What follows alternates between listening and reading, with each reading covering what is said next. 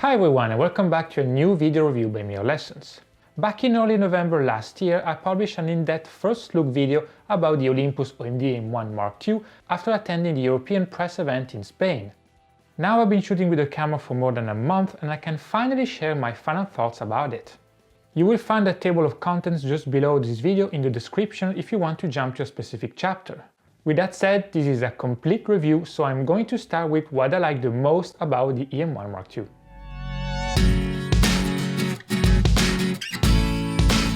Back in November, I shared a crazy 20-second shot taken handheld with the camera and the 12-100mm Pro, using both the sensor and optical stabilization at the same time. Now, testing the limit of the camera is one thing, but I was interested to discover what would be the slowest shutter speed I would need in a real-world situation, like for example when traveling. To answer this, I used the camera without a tripod for the entire Christmas break while visiting Italy and France. I found out that most of the time 3 to 5 seconds was more than enough to keep the ISO to the minimum and use optimal exposure settings. At those speeds, the keeper rate is high, I would say around 80 or 90% depending on how stable you are. You can even achieve such results with a lens that lacks optical stabilization, such as the 25mm Pro, but the hit rate can decrease. If you need slower speeds for specific effects like light trails for example, you can get more extreme results with Sync IS, which combines sensor and optical stabilization. Remember that it is valid only for select Olympus lenses like the 12-100mm Pro or the 300mm Pro. Replicating 20-second handheld proved almost impossible, but I did get one sharp shot at 15 seconds. However, to maintain a decent keeper rate, it is better to remain between 5 and 8 seconds.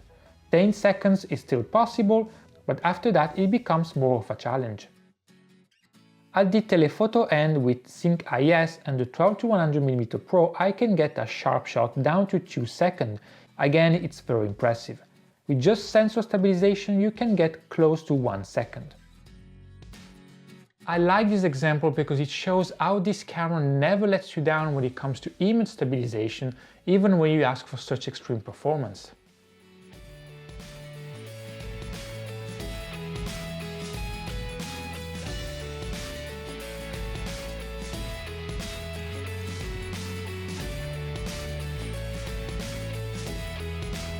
For video, Olympus made some interesting improvements, and it really is a camera you can use handheld at all times.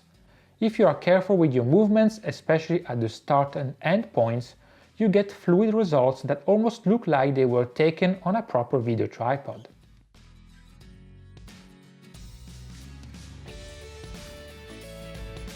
You won't always get perfect footage, however. There can be distortion, especially in the corners when performing more complex movements, or slight readjustment of the composition when you stop. Still, if you're traveling or need a big camera for handheld shots, I can't think of anything better than this at the moment.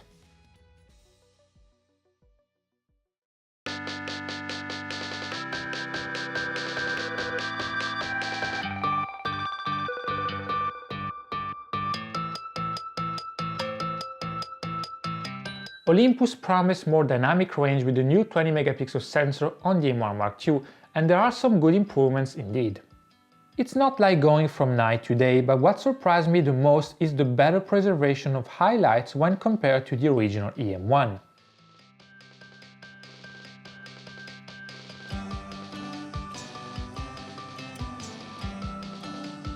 In fact, concerning the highlights, I was really surprised to see that the E-M1 II could stand up to the Fuji X-T2 as well.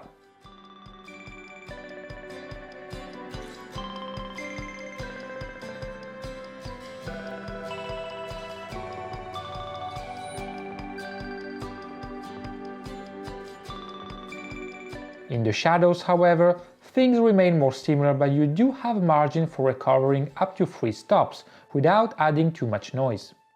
High ISO sensitivity hasn't changed a lot in comparison to other Micro Four Thirds cameras, so the increased resolution of 20 megapixels didn't affect the results as expected. Personally, I was interested to see the quality when using high ISOs for birds in flight or astrophotography, and I'm happy to see that up to 3200 the images look really nice.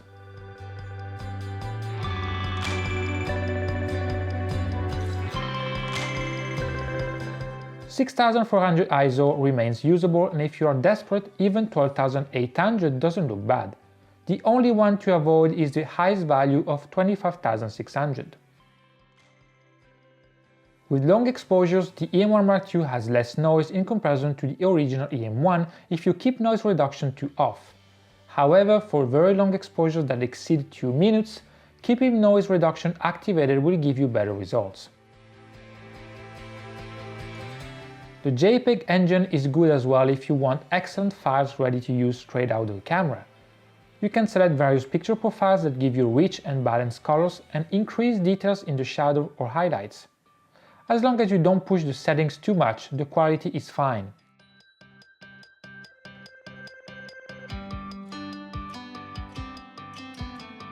At high ISOs, noise reduction can be aggressive, and I prefer to keep the noise reduction filter to off or low.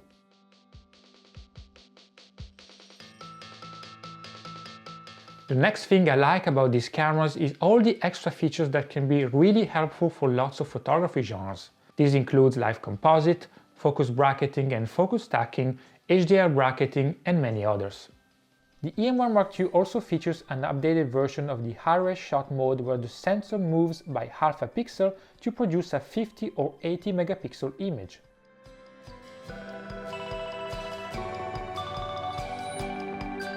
Thanks to the new image processor, high-res shot can be used even when there are small moving elements in the background like water. However, it won't always give you perfect results, and you may find soft areas with blurred details or even double images if there is some wind. It's a good step forward, but it still isn't 100% reliable for landscapes unless you are absolutely sure nothing is moving. The camera saves a normal 20 megapixel version anyway, so you are sure not to lose your shot.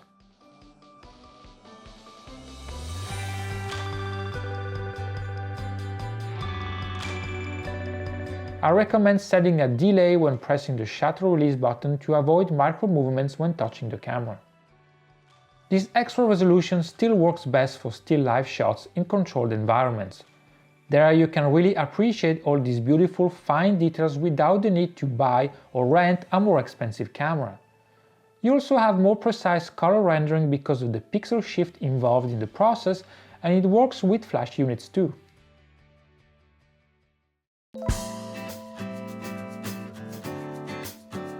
I'm not going to repeat myself too much when it comes to build quality. It's great, the camera feels really solid, even more solid than the original EM1.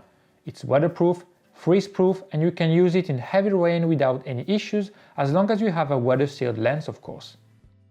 I love the new grip, and it is a very comfortable camera to hold at all times, even with one hand and a heavy lens such as the 300mm Pro. There are lots of well-placed custom buttons, and I especially like the two at the front. The dials are nice to use and precise, the electronic viewfinder and LCD monitor are great, and having a dual SD card slot is a welcome feature, especially when you want to record video on one card and still images on the other.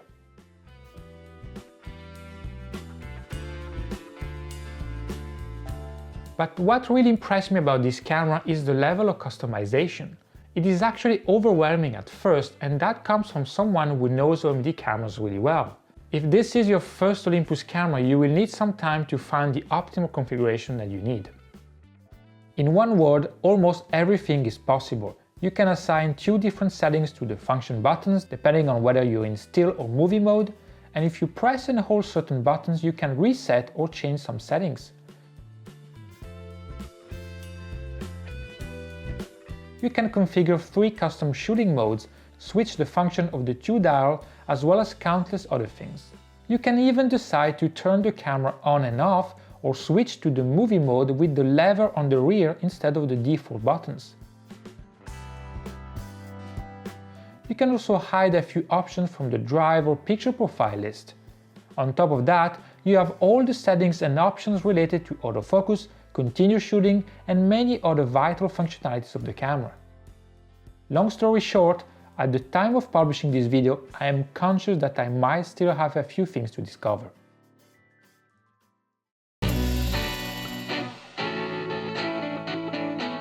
I already talked about the crazy continuous shooting speed capabilities of this camera in my first look video, but here I'm talking about speed in a general sense. The camera is fast in everything, from turning it on and scrolling through the various menus to the eye sensor when switching from the LCD to the EVF. There is never a moment when you have to slow down because the camera software can't keep up. Then of course we have those crazy 60, 18 or 15 frames per second burst shooting capabilities with full-size RAW images.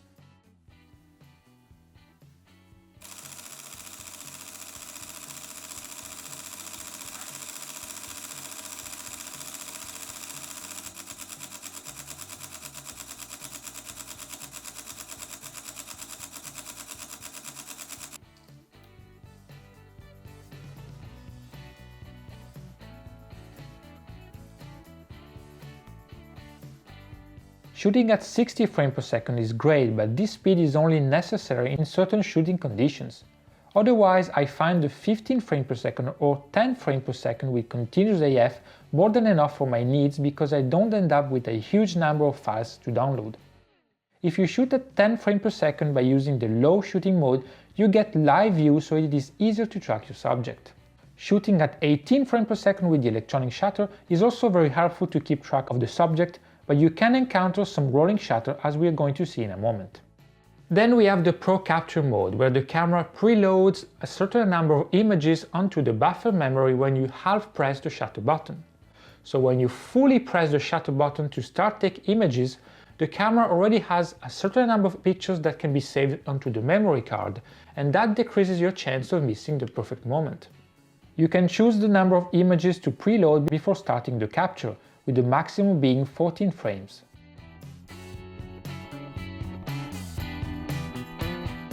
During a football game, I tried to capture the precise moment where a player hits the ball with his head, and I succeeded a couple of times. Pro Capture uses the electronic shutter, and while it is true that the speed of sensor readout of the M1 Mark II has increased significantly, you can still encounter some rolling shutter effects.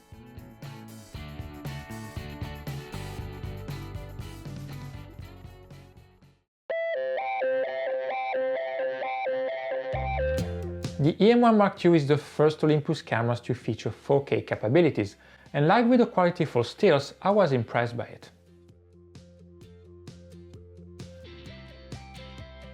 Here too, it's the dynamic range that shows how good this 20 megapixel sensor is. You don't have a real log gamma profile, but the picture mode or flat mode that is available is enough to get very good results. You can also use the shadows and highlights to get more detail, especially in the darker areas. However, don't push the values too much because it can create lots of noise.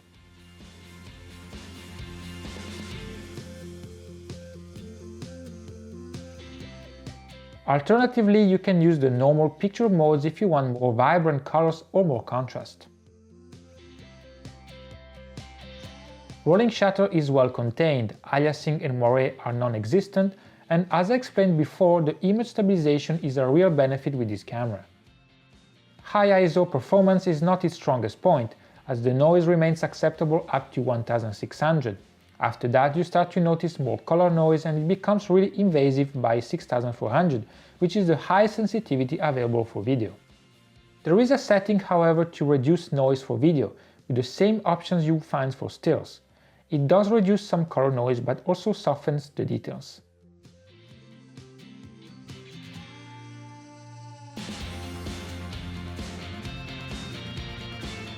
There is no sensor crop in either 4K or Cinema 4K mode, so your field of view isn't altered. Cinema 4K is only available at 24 frames per second but at a higher bitrate. It's hard to notice the difference, but with very fast movements or more critical light conditions, it can be a small advantage.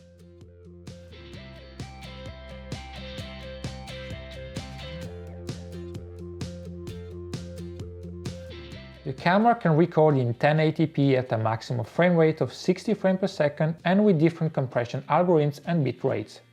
The quality is good but isn't as sharp as 4K and can exhibit some aliasing. Another option is the digital teleconverter, which is available for stills as well.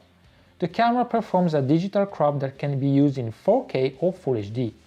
4K is recommended as sharpness remains decent without visible aliasing, while in 1080p the quality decreases significantly.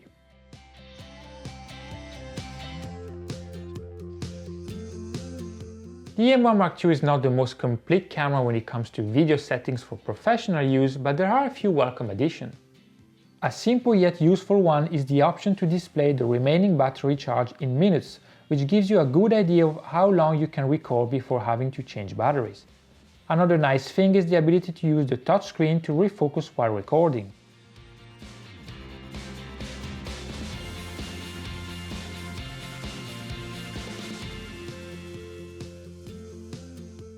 The E-M1 Mark II is a nice step forward when it comes to battery life for mirrorless cameras. The battery is much larger and lasts much longer. Actually, if you're just doing some still shooting without 4K recording or crazy burst speeds, it can last for more than a day. If you stretch the camera more, the battery will still last a good amount of time even when recording 4K video. For example, recording 4K without image stabilization for 30 minutes drained the battery from 93 to 77 minutes. You may need a second battery if you shoot 4K non-stop for an entire day, but what's for sure is that the E-M1 Mark II does better than all the competition right now. The new battery is also more advanced in comparison to the old one, and you can check its status at any time, which provides useful information including how many shots you have left and how healthy the battery is. Note that this information is stored within the battery itself, so if you put the same battery into a second body, it will show you the same stats.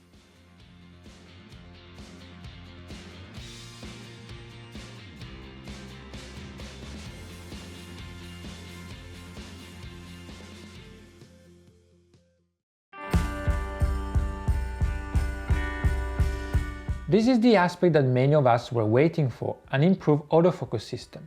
My first impressions 2 months ago were already good, and after using the camera for more than a month now, I can safely say that it is a good step forward in comparison to the original E-M1. Single AF rarely poses any problems unless you are in low light where specular highlights in the background or poor contrast can challenge the camera. Move the focus point slightly and you will fix the problem 99% of the time. Otherwise, the AF is blazingly fast and managed to surprise me on many occasions. Eye and face detection have been improved over the original E-M1. We are not at the same level of Sony cameras when it comes to eye detection, for example, but I found the E-M1 Mark II more reliable than its predecessor. If you deal with moving kids at home, however, it can miss focus on occasion.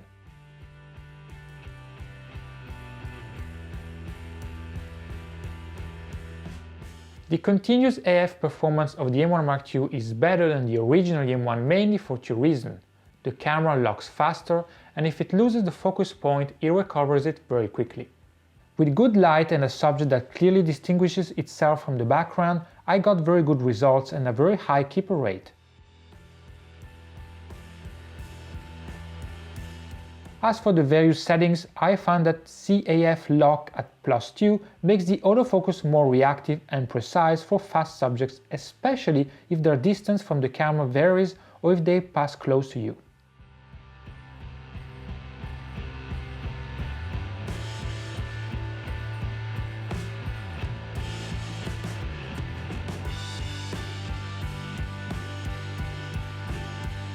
With birds in flight, if the animal is in the sky, IFC plus tracking is your best option, and again the hit rate can be really good.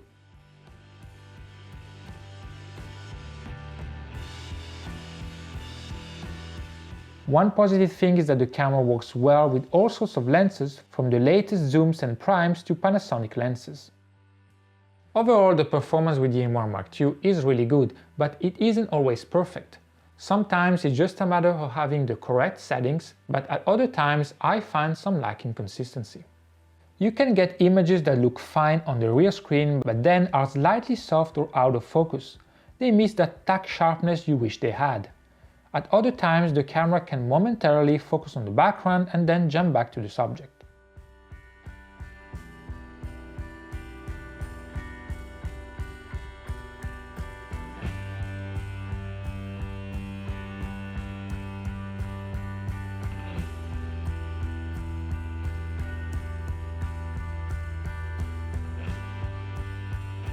More challenging locations can also give you less constant results, such as a mountain bike practice in the dark woods. In this case, the keeper rate remains decent, but the performance is less consistent. In this other sequence, the scene was even more challenging because of the backlight. Here the AFC plus tracking helped more than any other setting, but the keeper rate was poor overall. In this situation, it is better to pre-focus and take advantage of the camera's standing continuous shooting speeds, or use continuous AF with a single shot. With the red kites, which are definitely a demanding test for the autofocus, I got good results, but sometimes the AF simply couldn't keep up.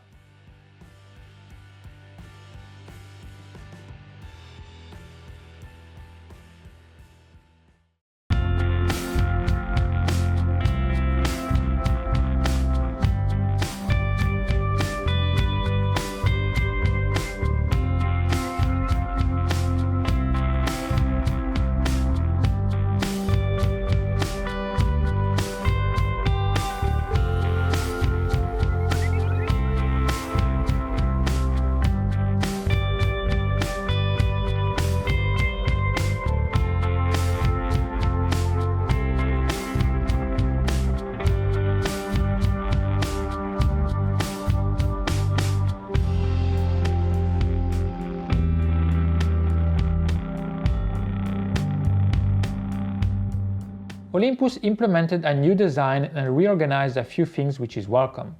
I like to have a separate menu for video that can be accessed more quickly, as well as having the pages for each custom settings more visible for quicker access. However, some settings remain a little bit confusing and others are hidden deep inside the menu, like the card slot settings, the battery status and other things like that. I also wish that the Super Control panel could be customized with the entries that you want.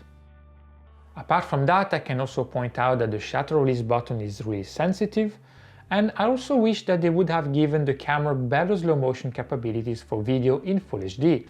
Given the stunning speed the camera is capable of, I would have expected at least a 100 or 120 frames per second option. Another thing that surprised me was the lack of a better frame rate for time-lapse videos when you want to create a movie in 4K. The maximum available is still 5 frames per second.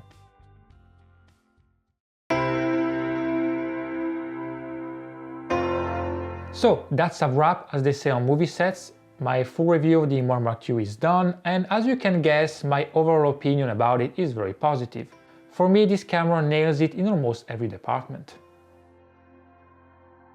I was very pleased with the image quality and the 4K video. I simply love the stabilization system. The camera feels wonderful in the hand, and coupled with all the micro four foot lenses you can find, it's really a high-class and portable system to use.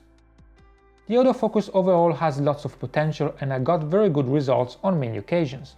However, it can also lack some precision and consistency, which is why it's not the aspect that impressed me the most.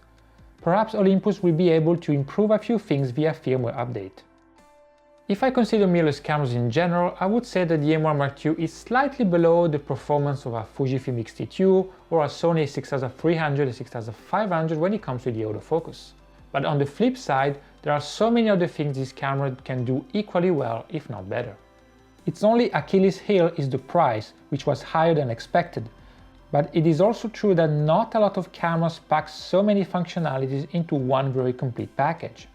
And at least now Olympus users won't feel so alone anymore, since the new GH5 from Panasonic has been given a very similar price.